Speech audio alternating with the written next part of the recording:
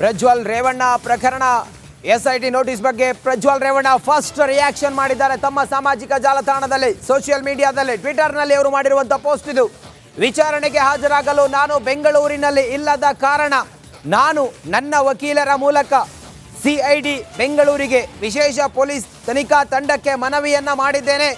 ಸತ್ಯ ಆದಷ್ಟು ಬೇಗ ಹೊರಬರಲಿದೆ ಅಂತೇಳಿ ಪ್ರಜ್ವಲ್ ರೇವಣ್ಣ ಅವರು ಫಸ್ಟ್ ರಿಯಾಕ್ಟ್ ಮಾಡಿದ್ದಾರೆ. ಎಸ್, ಪ್ರಜ್ವಲ್ ರೇವಣ್ಣ ಅವರು ಮಾಡಿರುವಂಥ ಟ್ವೀಟ್ ಅನ್ನು ಗಮನಿಸ್ತಾ ಇದ್ದೀರಿ. ನಾನು ಬೆಂಗಳೂರಿನಲ್ಲಿ ಇಲ್ಲದ ಕಾರಣ ನಿನ್ನೆ ನಮ್ಮ ಮನೆಗೆ ನೋಟಿಸ್ ತಲುಪಿದೆ.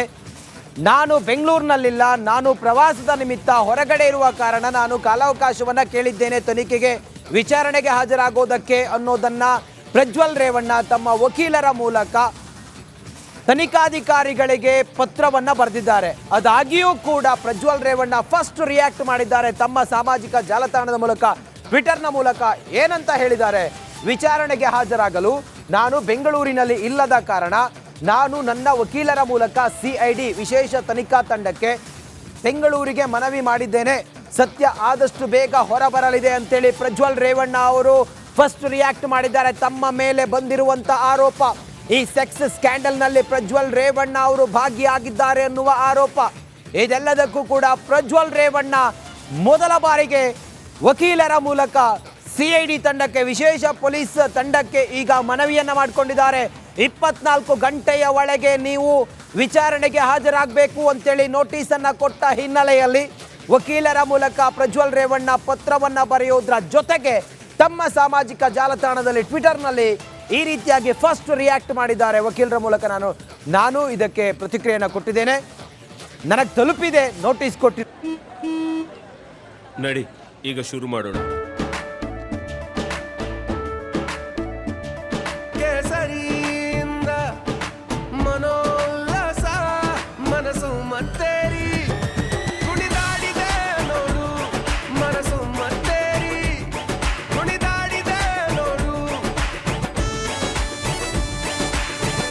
ಕ್ಷಣ ಕ್ಷಣವೂ ಆಚರಿಸಿ ಕೇಸರಿ ಹಬ್ಬ.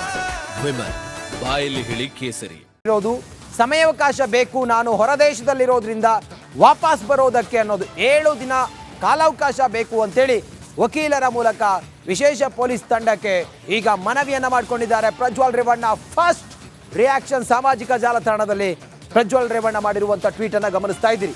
ವಿಚಾರಣೆಗೆ ಹಾಜರಾಗಲು ನಾನು ಬೆಂಗಳೂರಿನಲ್ಲಿಲ್ಲ, ಆ ಕಾರಣದಿಂದ ನಾನು ನನ್ನ ವಕೀಲರ ಮೂಲಕ ಮನವಿಯನ್ನು ಮಾಡಿಕೊಂಡಿದ್ದೇನೆ.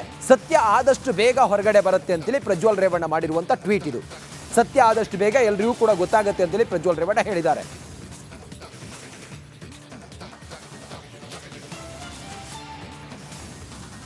ಎಸ್, ಮತ್ತೆ ಸಂಪರ್ಕದಲ್ಲಿದ್ದಾರೆ, ನೇರ ಸಂಪರ್ಕದಲ್ಲಿ ಮಾದೇಶ್. ಪ್ರಜ್ವಲ್ ರೇವಣ್ಣ ಕೂಡ ತಮ್ಮ ಸಾಮಾಜಿಕ ಜಾಲತಾಣದಲ್ಲಿ ಆ ಲೆಟ್ರನ್ನ ಟ್ಯಾಗ್ ಮಾಡಿ ಫಸ್ಟ್ ರಿಯಾಕ್ಟ್ ಮಾಡಿದ್ದಾರೆ. ಆ ಮೂಲಕ 7 ದಿನದ ನಂತರವೇ ಬರೋದಾಗಾದ್ರೆ ಪ್ರಜ್ವಲ್ ರೇವಣ್ಣ.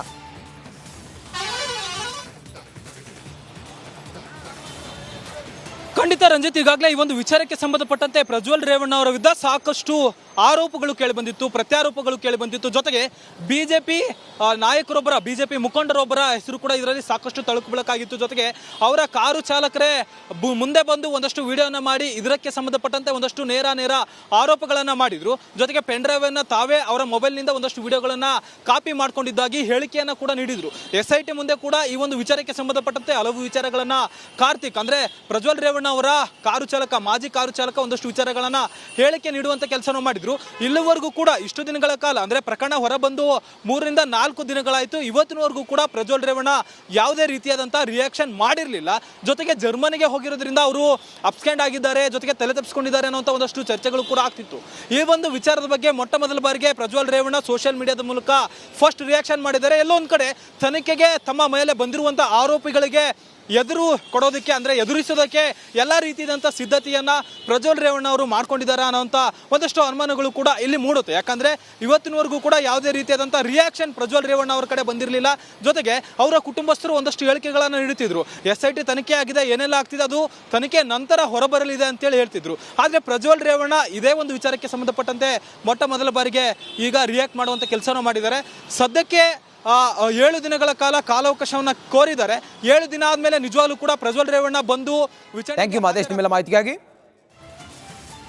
ಬ್ಯೂರೋ ಹೆಡ್ ವಿಜಯ್ ನೀಡ್ತಾ ಹೋಗ್ತಾರೆ. ವಿಜಯ್, ಮೊಟ್ಟ ಮೊದಲ ಪ್ರತಿಕ್ರಿಯೆ ಪ್ರಜ್ವಲ್ ರೇವಣ್ಣ ಅವರ ಮೇಲೆ ಕೇಳೋಕ್ ಸಿಕ್ಕ ಗಂಭೀರ ಆರೋಪದ ನಂತರದಲ್ಲಿ ನೋಟಿಸ್ ತಲುಪಿದೆ, ವಿಚಾರಣೆಗೆ ಬರ್ತೇನೆ, ಆದರೆ ಸಮಯಾವಕಾಶ ಬೇಕು ಅಂತ ಹೇಳಿ.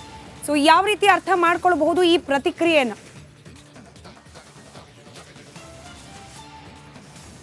ವಿಜಯ್, ನನ್ನ ಧ್ವನಿ ತಲುಪ್ತಾ ಇದ್ರೆ ಪ್ರಜ್ವಲ್ ರೇವಣ್ಣ ಅವರ ಫಸ್ಟ್ ರಿಯಾಕ್ಷನ್, ಅವರ ಮೇಲೆ ಇಂಥ ಗಂಭೀರ ಆರೋಪ ಕೇಳೋಕ್ ಸಿಕ್ಕ ನಂತರದಲ್ಲಿ ಪೊಲಿಟಿಕಲಿ ನಾವು ಇದನ್ನ ಯಾವ ರೀತಿ ಅರ್ಥ ಮಾಡ್ಕೊಳ್ಬಹುದು?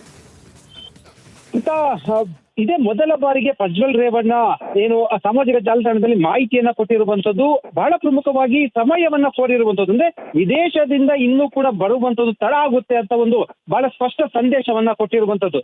ಯಾಕೆ ಅಂತಂದ್ರೆ ಈಗಾಗಲೇ ಕೂಡ 2-3 ದಿನದಲ್ಲಿ ವಿದೇಶದಿಂದ ಬರುವಂತಹ ಸಾಧ್ಯತೆ ಇದೆ ಅಂತ ಏನು ಒಂದು ಮೂಲಗಳ ಮಾಹಿತಿ ಬಂದಿತ್ತು. ಆದ್ರೆ ಈಗ ಸಾಮಾಜಿಕ ಜಾಲತಾಣದ ಮೂಲಕ ಏನು ಮಾಹಿತಿ ಕೊಟ್ಟಿರುವಂತ ಹಿನ್ನೆಲೆಯಲ್ಲಿ ವಕೀಲರ ಮೂಲಕ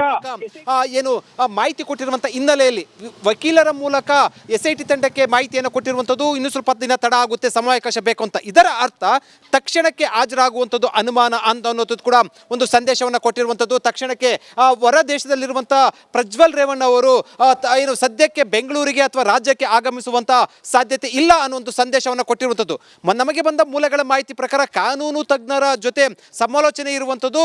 ಕಾನೂನು ತಜ್ಞರ ಜೊತೆ ಸಮಾಲೋಚನೆ ಬಳಿಕ ಬರುವಂಥ ಸಾಧ್ಯತೆ ಇರುವಂಥದ್ದು. ಬಹುತೇಕವಾಗಿ ನಿರೀಕ್ಷಣಾ ಜಾಮೀನಿಗೆ ಏನಾದರೂ ಕೂಡ ಅವರು ಅರ್ಜಿ ಸಲ್ಲಿಸಿದ್ದಾರಾ ಅಥವಾ ನಿರೀಕ್ಷಣಾ ಜಾಮೀನು ದೊರೆತ ನಂತರ ಬರ್ತಾರಾ ಅನ್ನುವಂಥದ್ದು ಕೂಡ ಒಂದಷ್ಟು ಚರ್ಚೆಯ ವಿಚಾರ ಆಗಿರುವಂಥದ್ದು. ಆದರೆ ಒಂದೊಂದು ಬಹಳ ಸ್ಪಷ್ಟ, ಈಗಾಗಲೇ ಕೂಡ ಮುಖ್ಯಮಂತ್ರಿ ಸಿದ್ದರಾಮಯ್ಯ ಕೂಡ ಪ್ರಧಾನಮಂತ್ರಿ ನರೇಂದ್ರ ಮೋದಿ ಅವರಿಗೆ ಪತ್ರವನ್ನು ಬರೆದು ಏನು ರಾಜತಾಂತ್ರಿಕ ಪಾಸ್ಪೋರ್ಟ್ ಅನ್ನ ಏನು ರದ್ದು ಮಾಡಬೇಕಂತ ಏನೋ ಒಂದು ಮನವಿಯನ್ನ ಮಾಡಿರುವಂಥದ್ದು. ಇದರ ಬೆನ್ನಲ್ಲೇ ಕೂಡ ಇನ್ನೂ ತಡ ಅಂತ ಹೇಳ್ತಾ ಇರುವಂಥ ಹಿನ್ನೆಲೆಯಲ್ಲಿ ಇದು ಮುಂದಿನ ದಿನಗಳಲ್ಲಿ ಒಂದು ಬೇರೆ ಬೇರೆ ರೀತಿಯ ತಿರುವುಗಳನ್ನು ತೆಗೆದುಕೊಳ್ಳುವಂಥ ಸಾಧ್ಯತೆ ಇರುವಂಥದ್ದು ಅಥವಾ ರಾಜಕೀಯ ಆರೋಪ ಪ್ರತ್ಯಾರೋಪ ಕೂಡ ಕಾರಣ ಆಗುತ್ತಾ. ಯಾಕೆಂತಂದ್ರೆ ನೋಟಿಸ್ ಕೊಟ್ಟ 2 ದಿನದಲ್ಲಿ ಕೂಡ ಬರಬೇಕು ಅನ್ನುವಂಥದ್ದು ಕೂಡ ಉತ್ತರ ಕೊಡಬೇಕು ಅನ್ನುವಂಥದ್ದು ಕೂಡ ಏನು ಸೂಚನೆ ಕೊಟ್ಟಿರುವಂಥದ್ದು. ಅದು ಇನ್ನೂ ಕೂಡ ಸಮಯಾವಕಾಶ ಕೋರಿದ ಹಿನ್ನೆಲೆಯಲ್ಲಿ ಇನ್ನೂ ಒಂದಷ್ಟು ದಿನ ತಡ ಆಗ್ಬಹುದು ಅನ್ನುವಂಥದ್ದು ಕೂಡ ಈಗ ಚರ್ಚೆಯ ವಿಚಾರ ಆಗಿರುವಂಥದ್ದು. ಸ್ಮಿತಾ, ರೈಟ್, ಧನ್ಯವಾದ ವಿಜಯ್ ಮಾಹಿತಿಗಾಗಿ.